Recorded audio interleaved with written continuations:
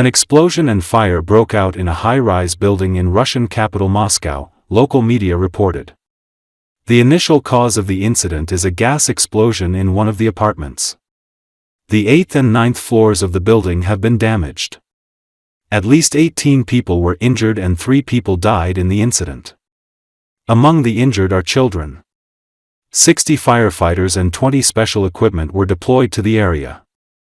The number of injured is expected to increase. Some of the residents were reportedly unable to leave the building and were asking for help.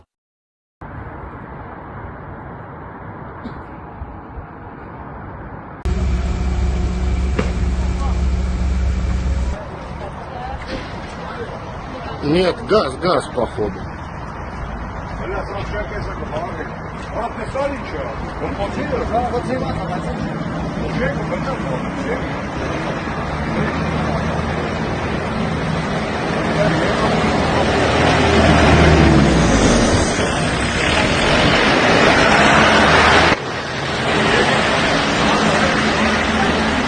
Пожарные здесь рядом же.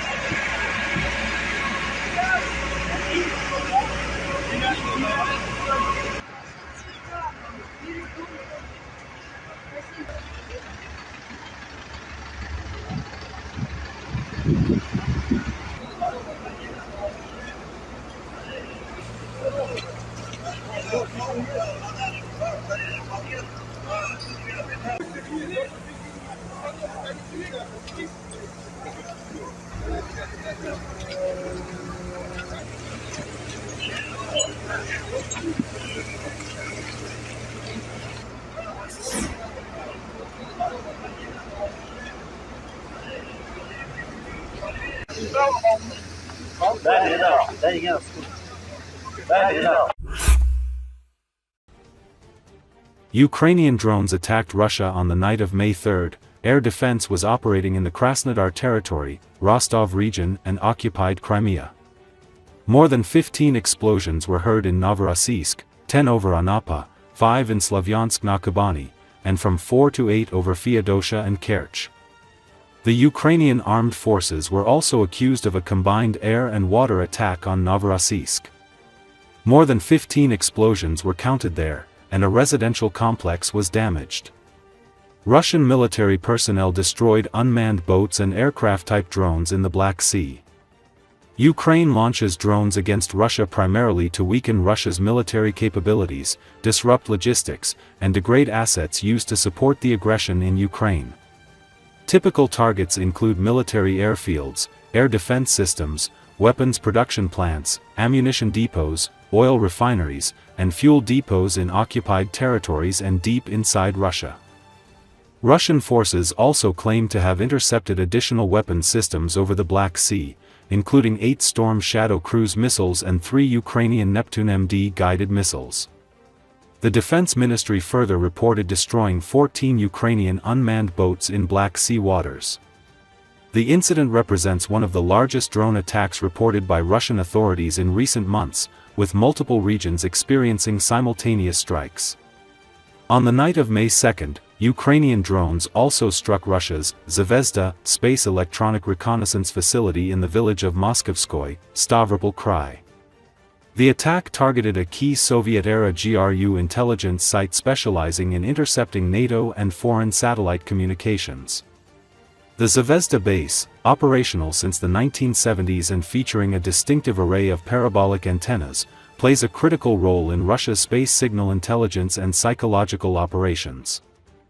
Recently, Drone strike targeted a key Russian electronics plant in the city of Bryansk, Russian Telegram channels and a Ukrainian official claimed.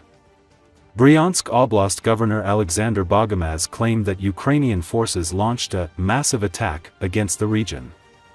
Unidentified drones targeted the Kremlin plant, a major facility specializing in microelectronics for Russia's military-industrial complex, said Andriy Kovalenko, an official at Ukraine's National Security and Defense Council.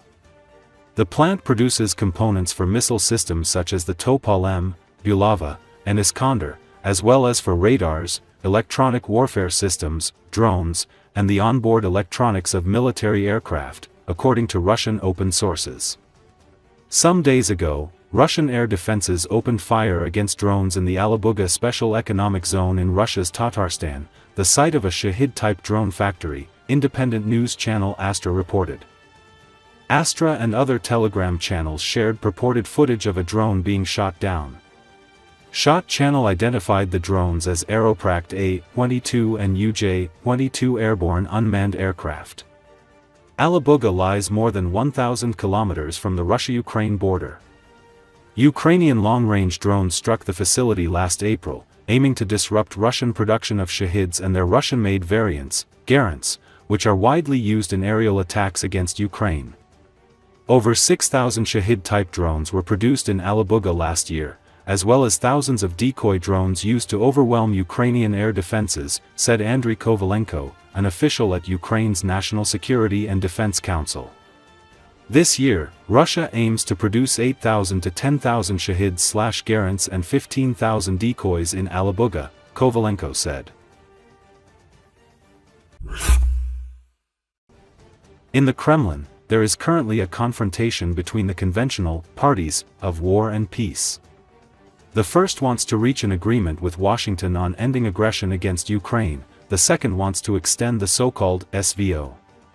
Russian human rights activist and founder of the group Gulagu.net, Vladimir Osechkin spoke about this.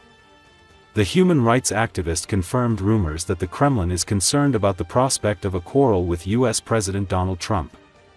Since yesterday, the US and Europe have shown Putin and Russia red lines. We are talking about preparing to introduce new sanctions that will hit the Russian economy, the oligarchs, and Family 2.0, those people who are in Putin's inner circle, very hard. They understand that time is running out quickly and they need to take certain steps to prevent a new escalation with the West. This is pushing them to put pressure on Putin. And this is not polite talk. Putin's inner circle is now putting powerful pressure on him to change his position, to retreat, to back off, to change his demands. Because what he voiced through Lavrov at the beginning of the week is completely unacceptable. And it is obvious that this will lead to a new round of sanctions, which will most likely finish off the Russian economy and will definitely put a fat point in the issue of Putin and his elite emerging from international isolation, Osechkin said. According to him, Putin's daughter Ekaterina Tikhanova is a member of the Peace Party. She and her close associates do not want the bloodshed to stop, but rather peace with the West. Putin's time is running out. He is, in fact, already a temporary worker. For them, the task is to do everything possible to make friends, to partner with at least part of the American elites. And the only way to do this is to stop the fighting, to move on to negotiations to end the war. And Putin's daughter Katerina, and Natasha Popova, and Kirill Dmitriev, and the oligarchs who surround them, who are their wallets, are now trying in every way, with persuasion and arguments, to put pressure on Putin so that he retreats from his demands, the human rights activist said. This group is opposed by the War Party, the military leadership and security forces who profit from continuing aggression. And tensions are growing between these Kremlin towers. The Putin regime's margin of safety has come to an end. If sanctions are rolled over even one more time, he will have problems selling oil and gas, and his regime will collapse like a house of cards. Now is the best time for both Family 2.0 and Putin to pull the stopcock, somehow explaining this to the domestic audience, Osechkin stated.